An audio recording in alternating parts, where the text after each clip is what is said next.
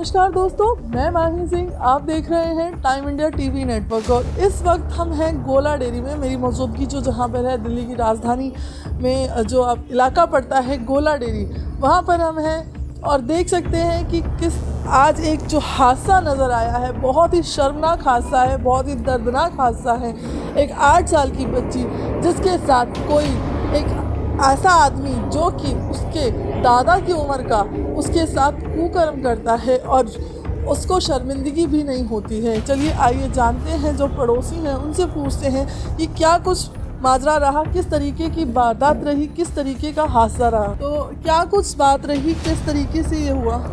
वो जो इन्फेंट जैसे स्कूल है ना, उसमें उसकी मम्मी काम करती है, तो उसकी जो बेटी है ना, छोटी बहन है उसकी, उसको गोद में लेके वो वहाँ बैठी रहती है। मम्मी एक आध बार दिख जाए तो वो बेचारी उसको देखते रहते हैं। तो रोज़ वो उसको देखता होगा, 2-3 बार बुलाया तो बच्ची नहीं गई। ये 14 तारीख की बात है। तो बच्ची को वो कैसे करके बुला लिया अंदर और उसको साथ मतलब रेप किया उसका बच्ची का। 8 साल की बच्ची है छोटी, तो वो उससे चला नहीं जा रहा था। तो हम लोग पड़ोसी हैं, तो हम लोग पूछे बेटा क्या हुआ तेरे को, ऐसे क्यों कर रही है? तो वो बोली कि रोने लगी, मतलब कि आंटी मेरे को ना वो अंकल ऐसे ऐसे किए हैं, तो गलत बात बता रही थी तो सुना नहीं गया। फिर तब हम लोगों ने उसको बोला जाके, भाई उसको निकाला वहाँ से, ऐसे किया तू, तो मारा भी 2-4 थप्पड़। पुलिस आ गई, पुलिस ने उसको मारने भी नहीं दिया और बच्ची का मेडिकल भी नहीं करने दिया, नहीं किया। तो जिस आदमी ने ये गलत काम किया, ये कितने साल का था? जी ये होगा 55 साल का तो जरूरी होगा, 50-55 साल का। कि दादा की उम्र का रहा होगा। जी वो तो 8 साल की बच्ची है, तो बेचारी रो रही थी। तो तब हम लोगों ने पूछ लिया कि तू चल क्यों नहीं पा रही है? तब उसने बताया कि वो अंकल मेरे को ऐसे ऐसे किए ले जाके। तो ये 14 तारीख की बात है, तो क्या अभी पुलिस के सामने ये बात कब आई?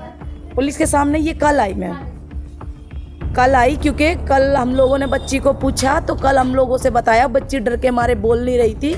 उसकी मम्मी दवाई दिलाने गई तो बोला चोट लग गई, उसको ऐसे बका दिया। वो बंदा बोला इसको ऐसे बोल देना कि मैं साइकिल से गिर गई और मेरे को चोट लगी। जो बच्ची को एक माँ के लिए भी लगता है कि एक सामने आएगी बात तो बहुत ही ज़्यादा शर्मनाक बात रहेगी, शायद इसी वजह से ऐसा हुआ हो। शायद उसकी मम्मी ने इसलिए नहीं बताया। वो जो डॉक्टर हैं इंदिरा गांधी सरकारी हॉस्पिटल है, वहाँ लेके गए, बोला मेरी बच्ची गिर गई है, चोट लग गई। तो वो बोले, उन्हें बता दिया कि बच्ची को चोट नहीं लगी है, बच्ची का रेप हुआ है। तो उसने बेचारी ने छुपाया कैसे किया, लेकिन हम लोगों ने जब पूछा तो वो बताई कि मैंने मम्मी को नहीं बताया, वो मुझे डरा था, काट दूंगा चापट से अगर मम्मी को बताया तो। जो ये जो इन्फेंट स्कूल के पास जो मुसलमान जाकिर करके नाम लिखा है, वो उसी की दुकान है? जी वो काम करता, मालिक कोई और है उसका, वो काम करता है दुकान पे। तो आपने देखा कितना ही शर्मनाक ये हादसा है। एक इंसानियत पर, एक मानव धर्म पर लालत है कि जिस तरीके से एक 55 साल का आदमी, जिसकी उम्र उस 8 साल की बच्ची जो है उस अपनी पोती की उम्र की बच्ची के साथ इस तरीके का हादसा करता है। क्या इनको शर्म नहीं आती है? क्या इनके घर में माँ बहन नहीं है? क्या इनके घर में बेटियां नहीं हैं? जिस तरीके से ये लोग कुकर्म करते हैं, क्या इनको शर्म नहीं आती है? एक्चुअली देखिए, मेरा नाम राजेश है और हम लोग कुतुब विहार से ही हैं। और जहाँ तक हम इस मामले का संज्ञान जो हमको रात को पता चला, ये है कि एक छोटी बच्ची है 8 साल की, वो अपनी माँ के साथ किराए पे रहती है और बगल में स्कूल है, वहाँ पे सफाई कर्मी का काम करती हैं। जैसे हमें इस मामले का संज्ञान का पता चला, हम लोग वहाँ पहुँचे और अभी तक जो पुष्टि हुई है कि बगल में ही एक मुस्लिम समुदाय के व्यक्ति हैं जिन्होंने उस 8 साल की बच्ची के साथ दुष्कर्म किया है। दुष्कर्म की पुष्टि अभी थोड़ी देर में MLC की रिपोर्ट आ जाएगी, वो आप लोग को पता चल जाएगा। और हम यही चाहते हैं कानून से कि आप इसको कानून के तहत उस शख्स को सख्त से सख्त सज़ा दें, ताकि ऐसी उस शख्स की उम्र कितनी रही होगी? उस शख्स की जो उम्र है, जब हमको जो आइडिया लग रहा है वो 55 से 60 साल के बीच में है और एग्जैक्टली 55 से 60 साल की उम्र में है वो। ठीक है, देखिए बहन जी, ऐसा है मामला एक ये संज्ञान में आया था एक बच्ची के साथ रेप का। बाकी कंफर्मेशन तो इसकी मेडिकल रिपोर्ट आने के बाद होगी, पूर्ण पुष्टि इसकी तभी होगी। लेकिन अभी जो आरोप जो लगा है वो रेप का लगा है। पुलिस अपनी कार्रवाई कर रही है। लड़की के अभी बयान हुए, यहाँ से बयान होने के बाद में लड़की को नज़दीकी हॉस्पिटल राव तुलाराम हॉस्पिटल पड़ता जाफरपुर में, वहाँ पर जाकर के इस बच्ची का मेडिकल होगा और मेडिकल रिपोर्ट आने के बाद ही चीज़ें कंफर्म हो पाएंगी। कल तक तो FIR दर्ज नहीं की थी, जो एसआई और हेड कांस्टेबल थे उन्होंने रफा दफा करने का प्रयास किया कि तू पैसे ले दे के इसका फैसला कर ले, उस लड़की की माँ को, उस जिहादी को बचाने के लिए काम कराया। तो अब हमने जब एसएचओ साहब से, डीसीपी साहब से, इनसे सबसे बात करी तो उसके बाद एफआईआर भी लॉन्च करवाई है और प्रशासन ने पूर्णतः कार्रवाई करने का आश्वासन दिया है।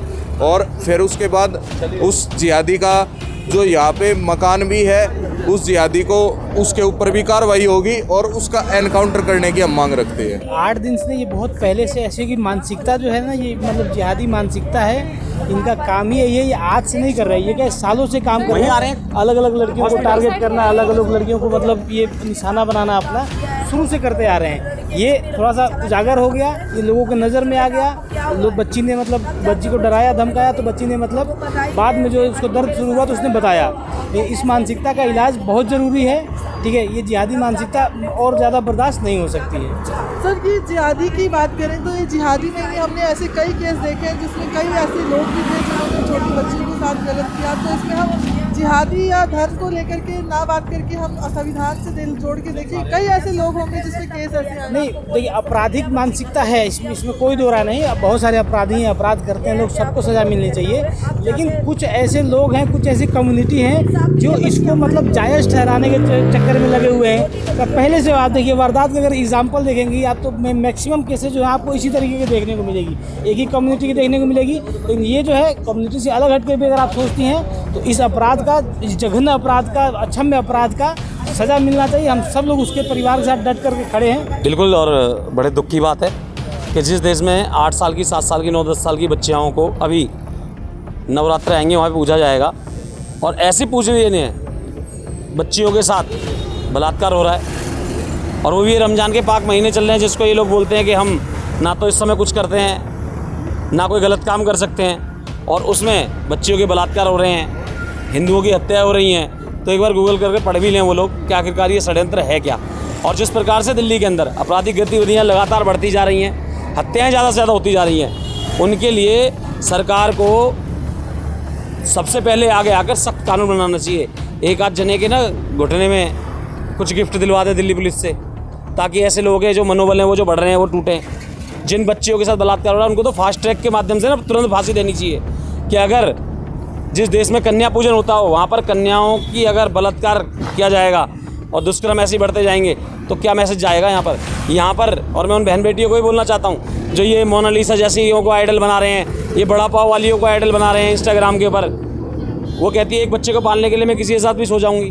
कोई कहीं पर कुछ बोल रही है, क्यों बोल रही है? क्योंकि कहीं ना कहीं इंस्टाग्राम इनकी रीच बढ़ा रहा है, क्योंकि ज़्यादा से ज़्यादा इनको लोग देख रहे हैं। मैं तो महिला आयोग को मैं हाथ जोड़कर निवेदन करता हूँ कि ऐसी घटिया मानसिकता वाली महिलाओं के खिलाफ महिला आयोग को मामला दर्ज करके और इनको जेल भिजवाना चाहिए।